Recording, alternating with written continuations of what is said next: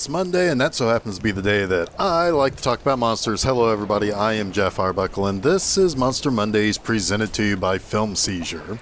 Now, welcome to the second of 5 weeks of looking at remakes of movies that I've covered before on the show.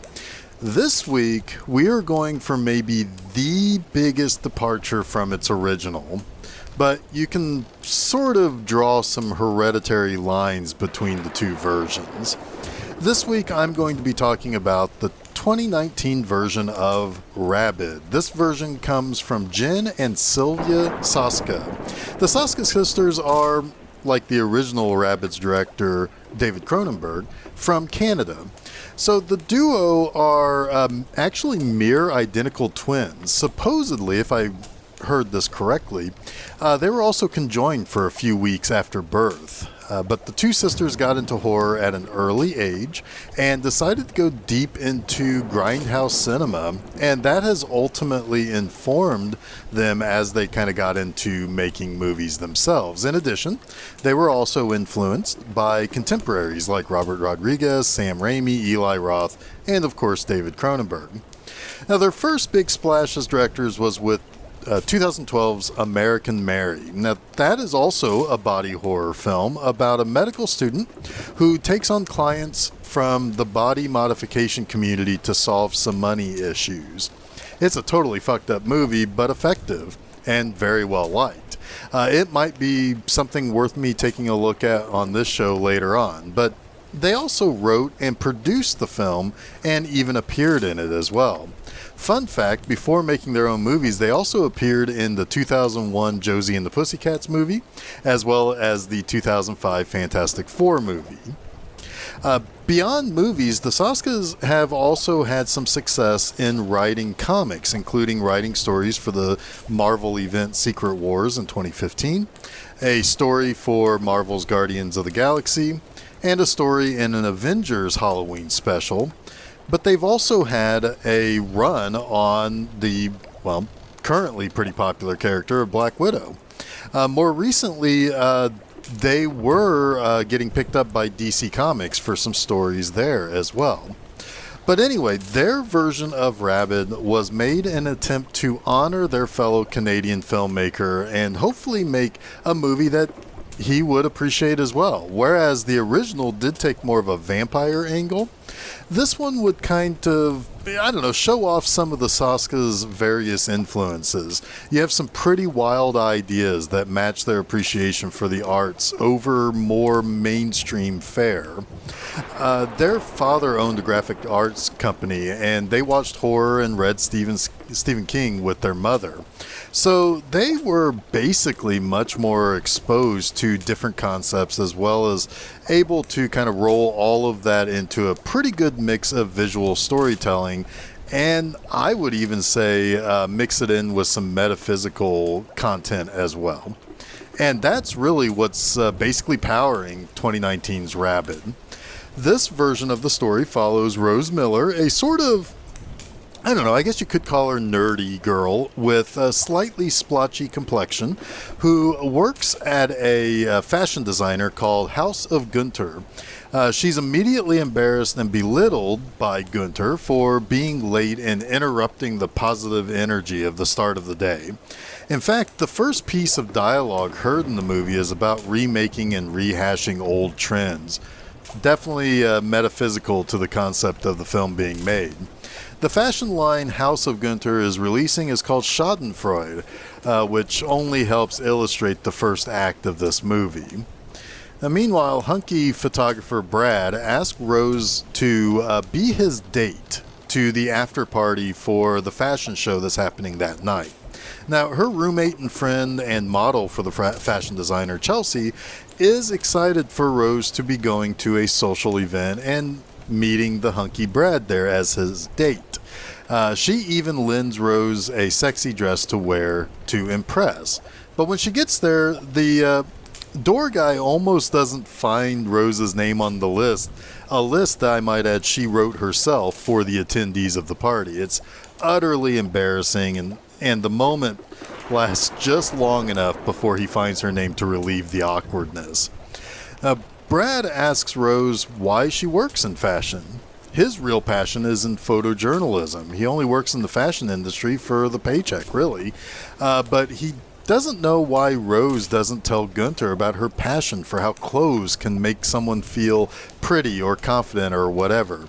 In fact, that's another metaphysical take on this whole story as well, because once she gets made over with the experimental stuff, it gives her more confidence and, of course, a lot of beauty, too. But she refuses to talk to Gunther despite Brad's insistence, because the dress that she's wearing that we thought was from Chelsea is actually from the studio and not meant to be worn out. Brad surprises Rose with a kiss, and when she goes into the bathroom to kind of get herself straight after all of that, she overhears the Soska Sisters actually coming in as a cameo, doing coke in the stall next to her, and saying that Chelsea asked Brad to ask Rose out. And they also make fun of Rose's scar on her face and how nice Chelsea is to her after Rose's parents died in the car accident that caused the scar and the complexion and all of that. And it's just really sad. Rose confronts Chelsea and leaves angry. Because she was so angry and not really paying attention, her scooter gets hit by a truck. When she awakens, Rose is horribly disfigured. She's been in a week-long coma.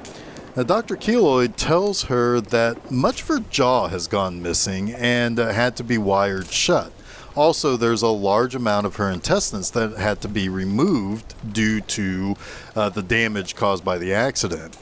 He also allows her to see the damage done to her face, and it's bad. I mean, it's real bad. But Dr. Keloid tells her it's going to be a process for her to take in, and even recommends that she stay away from mirrors for a while. Keloid says that she will be at the hospital for at least a few weeks before there can be really any talk of reconstructions and reconstructive surgery. Chelsea says that she's lost her job and she's had to move Rose's stuff into her house. So, as time passes, Rose is released from the hospital and comes home with Chelsea. But Chelsea almost immediately leaves for an event for a couple of hours, and Rose is left alone to basically take care of herself. And we find out some of the totality of the life after the accident, with Rose needing to eat baby food, blended stuff because of her jaw is still wired shut, and she's still missing pretty much all of her lips. But not only that, she has a huge scar all the way down her torso from the surgery that took out the damaged parts of the intestines. It's an entire process for her to live with plunging food into her mouth and barely able to take it all in and not gag herself on it. And it's an incredibly sad and difficult existence for Rose. Some hope comes in the form of an email inviting her to a clinic. And at this clinic, they have a way to repair her intestines and face. She goes to the Burroughs Clinic to apply. The process will be entirely free and covered if she is accepted. Rose sees Dr. Burroughs, and he tells her that Keloid referred her to him for an experimental stem cell manipulation procedure. And Rose mulls it over, but is really just kind of worried and scared about the whole thing. Burroughs secretly listens in on Rose and Chelsea talking about it, and it really kind of starts tipping the hand that maybe Burroughs is up to no good. But we do find out that Rose eventually agrees to take part in the procedure. And when Burroughs and his nurses get dressed to do the surgery, they get dressed in these crazy red gowns to perform the operation. It's not suspect or worrisome at all. But Brad comes to visit Rose while she sleeps and recovers, and Burroughs has a conversation with him that we're not privy to for now. But when Rose wakes up and removes her bandages, she discovers that the procedure worked way better than she expected. And in addition, she's kind of started getting much more hungry. She ends up going to the therapy pool in the clinic and encounters a man swimming laps. And he says that he's a soap opera star and is there for, quote, routine maintenance. She passionately kisses him, but bites him and draws blood in doing so.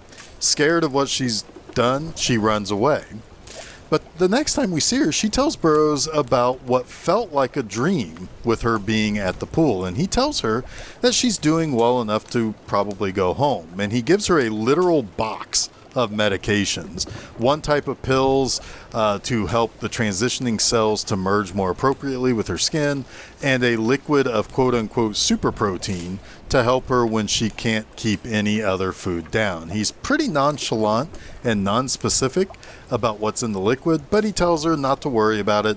It's just some proteins and stuff. Once home, she starts designing clothing again with a renewed fire. Brad comes to visit Rose, but she rejects him when she tells Chelsea about how she got rid of Brad and how she doesn't want his pity or for him to feel bad for what happened and so forth. Chelsea ends up telling her that now that she's pretty, she doesn't really have to worry about being nice anymore.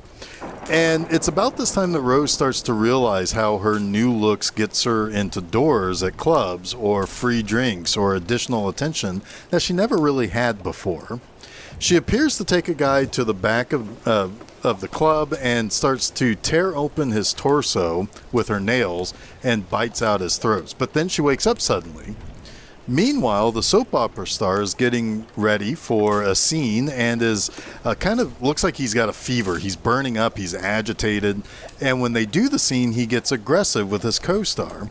When another younger actor comes in, the actor that Rose bit attacks the other guy and tears his face apart with his teeth. He starts to become, rabid. Back at home, Rose is starting to get some weird pains in her gut. She seemingly passes out from whatever is going on and wakes up later. And she tries taking her protein drink, but she has an uncontrollable hunger that she just can't satisfy.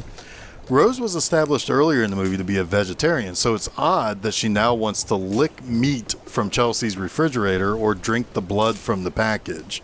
She even decides to go out and hunt down a dickwad who's been kicked out of a club and then ultimately proceeded to harass a woman on the street before he comes across Rose. And she decides to snack on him a bit. This time, when she wakes up, she finds blood on her mouth and fingers. Worse, that younger actor who the guy Rose met at the clinic, he's turned rabid and started attacking the hospital's nurse, orderlies, security, pretty much anybody he can get his hands on at the hospital. While shit is really kind of starting to get out of control elsewhere, Rose sees Burroughs and tells him about the constant hunger, the stomach pains, the nightmares or hallucinations, as they kind of go back and forth calling them, and so forth. Now Burroughs tells her that it's all really kind of part of quote-unquote post-surgery temporary changes that happen due to anesthesia. Now, among other things that might be more psychological. At work, Gunter sees some of Rose's designs, and they're kind of nightmarish reflections of what's going on with her, but it's perfect for his Schadenfreude collection. Brad is eventually able to take Rose out for food, and during this date, Rose finds a sharp row of almost like leech-like teeth inside her bottom lip. And outside, a guy comes crashing through the window of the restaurant and starts attacking people. Brad ends up killing the guy, but not before he bites a diner.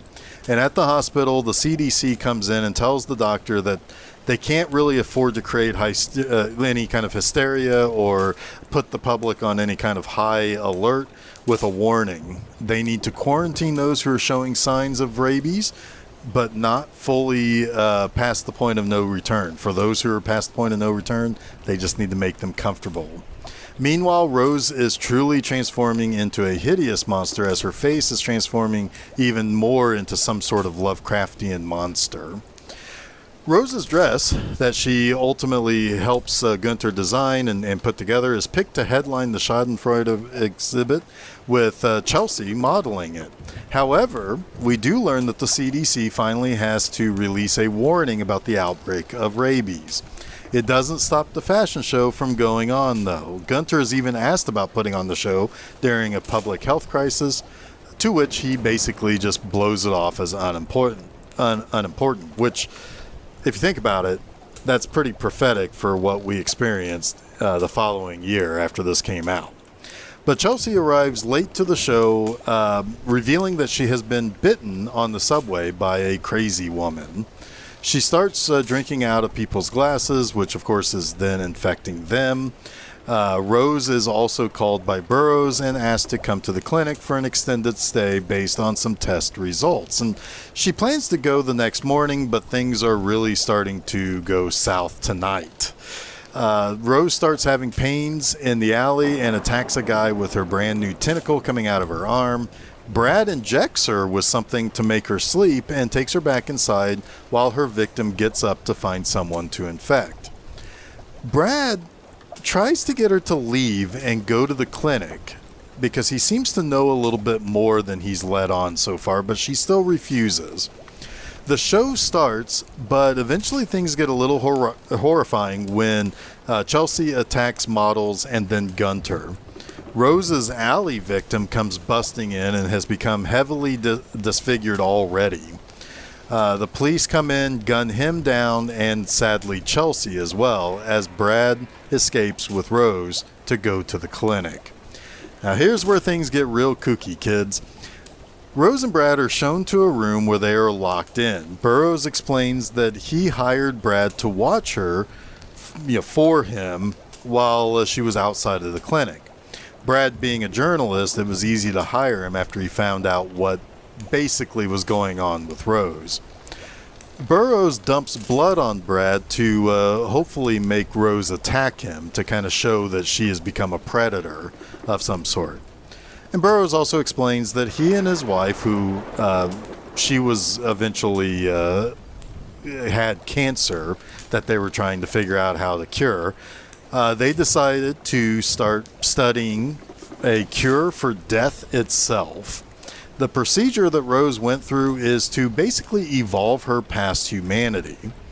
What we don't know until lights kind of shine on her is that plastered to the wall of the room that they're locked in, we see Burroughs' wife, who is basically a giant cancer with a little bit of humanoid bits still left behind. Rose unintentionally attacks and kills Brad with her armpit tentacle, and then she starts stabbing and slashing at Burroughs' wife. She then slices her own throat to basically deprive Burroughs of his prize. We find out that the army eventually got the rabies outbreak under control, but unfortunately anyone who was showing symptoms were euthanized because vaccines were ineffective. We also find out that Burroughs' attack on death was ultimately successful because Rose, despite slashing her throat, did not die. She's basically immortal and trapped forever in the room that once housed Burroughs' wife. Whew. It's a different type of movie, but let's talk about those three things that I like about the Soska Sisters Rabid. First up, I love that this is a wholly different take on Cronenberg's original. It still has the body horror. It still has a pretty woman named Rose who becomes irresistible after surgery to repair damage after an accident. But it takes that to another level. It's what a remake really should do. Naturally, there is going to be pushback to this sort of reimagining. However, it's boring to simply rehash something. So here, the idea is still present. The concept is still there, but it's done in a new way with taking other kind of metaphysical, cultural, and feminine perspectives into consideration. This sort of thing doesn't always work, but here it does. The plan was to take the ideas from the original and just simply expand on them.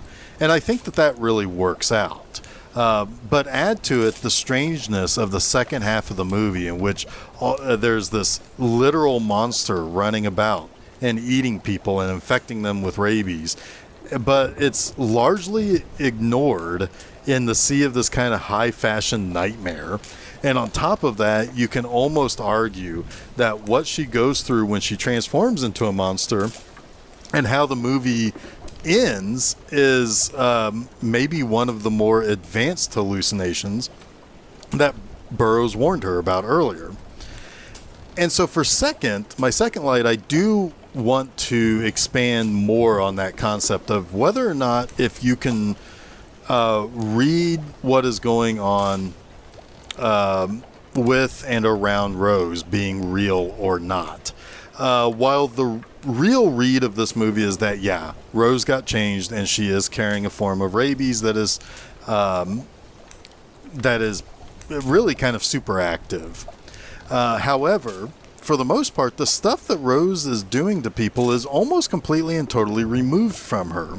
Every nightmarish explosion of monster horror that Rose sees or experiences is immediately followed by her waking up from seemingly a nightmare. How others react to the out-of-this-world bonkers monsters later is not really normal or what you would necessarily expect real human beings to do and how they would respond. Yes, there's a rabies outbreak. Yes, it started with Rose, but there really no mention of the violence on the news. You can say that it's because the CDC is covering up a little bit to avoid the panic, but there should still be some sort of report of missing people, the smashed window at the restaurant, etc. It only converges when Rose tells Burroughs that she thinks that the virus on TV came from her in that last 15 minutes. Look, and I'm not saying that we're not supposed to believe what we're seeing. There's just multiple reads that you can have, ranging from everything is exactly as we see it, to it all being a massive hallucination, to it being a little more of a conspiracy of sorts with Burroughs and his wife's crazy plan that might also have Brad involved. Again, this is what a good remake should do. Unexpected shit that heightens the content. Now, third, I have to give credit where it is due to Laura Vandervoort. Her version of Rose it really is a transformation. That first act, when we see her in her old life, and then after her accident, you feel terrible for her. It's one of the most effective first acts ever when it comes to introducing a character that we're supposed to side with and like, and sadly watch change before our eyes. She carries this movie in a different way than how Marilyn Chambers carried the Cronenberg's version. In this, she's more of a fleshed out character. She has a job, she has friends. Her early hunts after her transformation begins to feel almost revenge based, where she is punishing jerks and assholes and such. She uses her sexuality and looks in a much different way. While it's hard to truly compare the two actresses and the two versions of Rose because of how their versions fit with their specific movies, it's clear that Vandervoort is definitely asked to put this movie on her shoulders by being a more well-rounded character. And it's one of the things that when I first saw this movie, when I first could get it digitally back in 2019, I fell in love with how they were telling the story of Rose, and it's she's a sympathetic character and a sympathetic monster in the long run, and that's something that you don't necessarily feel in the original, and I think that gives this remake, for a lack of a better term, some different teeth. No pun intended with all the monster teeth that Rose gets in this. But anyway, that wraps up this week's Monster Mondays. Now, don't forget to check out new episodes of Film Seizure every Wednesday and a new installment of Monster Mondays each Monday on FilmSeizure.com, as well as places where fine podcasts are found, like SoundCloud, Apple Podcasts, Google Podcasts, Stitcher, TuneIn, Audible, and Spotify. Additionally, hop on over to Facebook, Twitter, and Instagram to follow us by just searching for Film Seizure. And while you're at it, head over to my website, bmovieenema.com, and read new text articles each and every Friday. You can also follow B-Movie Enema on Facebook and Twitter by searching for just that, B-Movie Enema. Hey, what you can do also is go to YouTube and subscribe to the B-Movie Enema channel, where you can find episodes of the movie hosting show that I do and see a bunch of clips that I grab and use for articles. Also, be sure to find Film Seizure on YouTube, because we upload everything we do there as well, just in case that's your preferred way of listening to podcasts. So be sure to check that out and subscribe over there as well. Be sure also to come back through the rest of this year, because I have a huge announcement coming in the next couple of weeks about Monster Mondays that you will not want to miss. So until next week when I return for the monster size 150th episode, stay spooky.